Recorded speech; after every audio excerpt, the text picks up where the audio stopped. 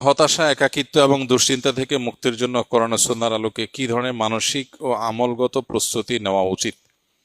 হতাশা, একাকিত্ব, দুশ্চিন্তা এগুলো এখন আমাদের সমাজের একটা কমন বিষয়ে পরিণত হয়েছে। মজার বিষয় হলো, এ বিষয়ে যারা এক্সপার্ট আছেন, যারা সাইকোলজি নিয়ে কাজ করেন, তাদের অনেকের বক্তব্য হলো ডিপ্রেশন এটা বড় লোকের রোগ, এটা কোনো গরিবের রোগ না। গরিব মানুষ সাধারণত তার সময় কাটে না, ভালো লাগে না, দুশ্চিন্তা, ডিপ্রেশন আছে, এরকম গরিব মানুষের মধ্যে পাওয়া খুব একটা যায় না।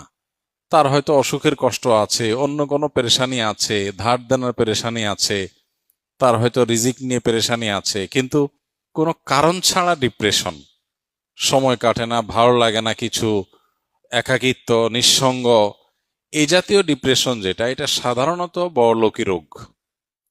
পৃথিবী যত উন্নতির দিকে অগ্রসর হচ্ছে, বাহ্যিক এবং খোলা চোখে যে উন্নতির দিকে আমরা এগিয়ে যাচ্ছি, এগুলোর সাইড এফেক্ট হিসেবে এমন অনেক বিষয় আছে যেগুলো আমাদেরকে ধ্বংসের অতল তলে নিয়ে যাচ্ছে। এর মধ্যে একটা হলো এটা, পৃথিবীতে যেই অঞ্চল, যেই এলাকার মানুষ যত বেশি উন্নত, যত বেশি অগ্রসর, তাদের ডিপ্রেশনের পরিমাণও তত বেশি, তাদের মধ্যে আত্মহত্যার প্রবণতা অনেক বেশি। ডিপ্রেশন সাধারণ মানুষ তো বটে, শিশুদেরকে পর্যন্ত ডিপ্রেশন পেয়ে বসছে। তো একজন ইমানদার, প্রথম কথা হলো তিনি সর্বাবস্থায় আল্লাহ রাব্বুল আলামিনের জিকির এবং স্মরণ নিজের মধ্যে জাগরুক রাখবেন।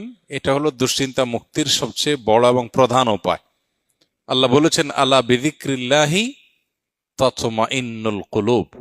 আল্লাহর জিকির এবং স্মরণ, এটা দিয়ে যদি কেউ সদা তার অন্তরকে জাগ্রত রাখে, আল্লাহর সাথে যদি কেউ কানেক্টেড থাকে সব সময়, তাহলে তার অন্তর প্রশান্ত থাকবে, স্থির থাকবে, ডিপ্রেশন তার অন্তরকে পাবে না। এখন আমরা সোশ্যাল মিডিয়া বলি, নেটের কানেকশন বলি, নানান যে আসক্তি এবং নানান কাজে যে আমাদের দিন এবং রাতের উল্লেখযোগ্য সময় আমরা সেদিকে দিয়ে থাকি, সোশ্যাল মিডিয়াতে কোনো আনন্দ, কোনো বেদনা, যেগুলো আমাদেরকে সর্বমুহূর্তে আমাদের ফোকাসকে বিক্ষিপ্ত করে ফেলছে। কখনো আমরা একটা নিউজ দেখে আনন্দিত হয়ে যাচ্ছি, কখনো আরেকটা নিউজ দেখে আমরা বেদনাহত হচ্ছি, কারোর স্ট্যাটাস দেখে আমরা ক্ষুব্ধ হয়ে যাচ্ছি, কারোটা দেখে আমরা খুশি হয়ে যাচ্ছি। এই যে ছোট ছোট ডোপামিনগুলো, এগুলো আমাদের মন, মস্তিষ্ক, চিন্তা ধারা এগুলোকে বিক্ষিপ্ত করে ফেলে। আমাদের ডিপ্রেশন বলি, দুশ্চিন্তা বলি, আমাদের ভালো লাগে না এই ভাব বলি, এটার অনেক বড় একটা কারণ হলো এই জায়গাটা।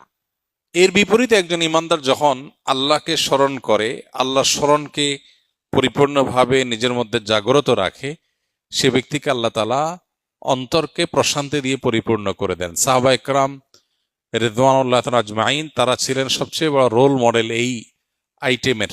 কারণ হলো তাদের আজকালকার জীবনে আমরা যতটা সুখ শান্তির উপকরণ পাই, এগুলোর কিছুই ছিল না। তাদের বাসায় খাবার ছিল না, নুন আনতে পান্তা ফুরাবার মতো অবস্থা ছিল আর্থিকভাবে। কিন্তু কোনো সাহাবীকে এরকম দেখা যায় নাই যে এসে নবী করিম সাল্লাল্লাহু আলাইহি সাল্লামের কাছে তার ডিপ্রেশন দূরের জন্য তার অনেক পেরেশানি করতে হয়েছে, অনেক পেরেশানি পোহাইতে হয়েছে।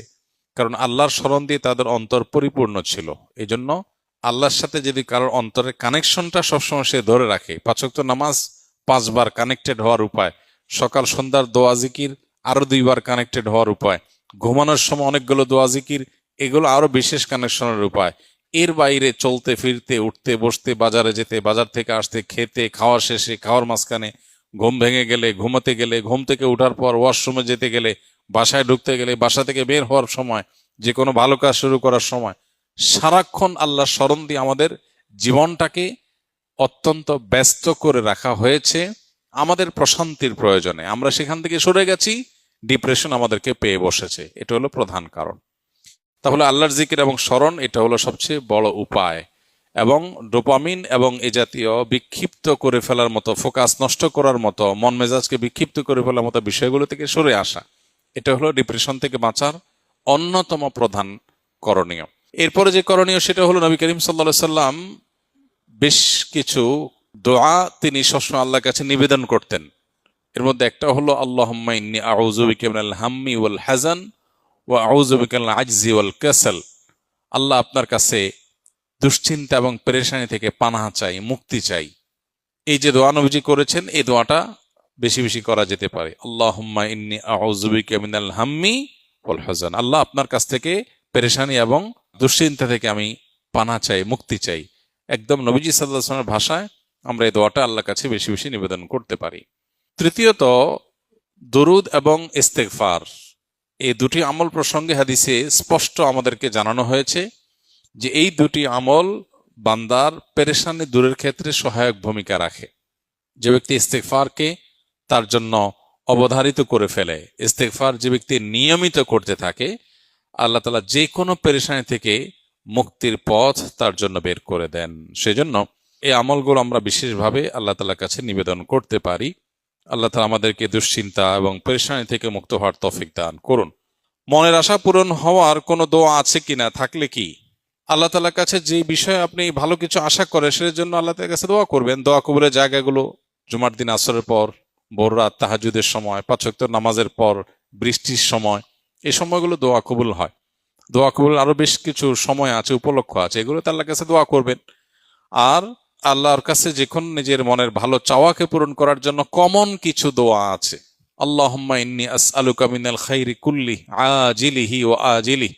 আল্লাহ, আপনার কাছে যত ভালো আছে, নগদ ভালো, দূরবর্তী ভালো, দুনিয়ার ভালো, আখেরাতের ভালো, সব রকমের ভালো আপনার কাছে চাই। এই যে সব রকমের ভালো একসাথে চেয়ে ফেললেন। ওয়া আউযু বিকা মিনাশ শাররি কুল্লি আজিলিহি ওয়া আজিলিহি। আল্লাহ, আপনার কাছে মন্দ থেকে পানা চাই, দুনিয়ার মন্দ, আখেরাতের মন্দ, নগদ মন্দ, দেরির মন্দ, সবগুলো থেকে পানা চাই। তো এইভাবে আল্লাহ তাআলার কাছে অনেক দোয়া আছে যে দোয়াগুলোর মাধ্যমে আমাদের সমস্ত যাবতীয় কল্যাণ আল্লাহর কাছে আমরা চেয়ে নিতে পারি।